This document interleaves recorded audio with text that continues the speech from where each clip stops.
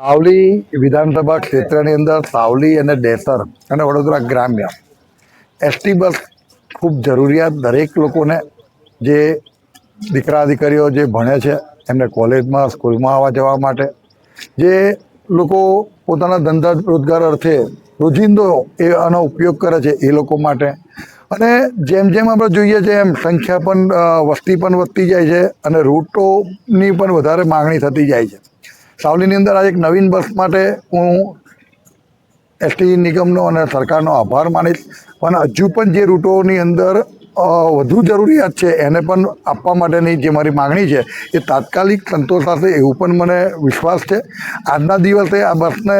લોકોની વચ્ચે મૂકતા અને આનો ઉપયોગ જ્યારે મારી પ્રજા કરવાની હોય, મારી જનતા કરવાની હોય, તો ખરેખર દિલથી વિભાગનો તેમજ સરકારનો હૃદયથી ખૂબ ખૂબ આભાર માનું છું. અને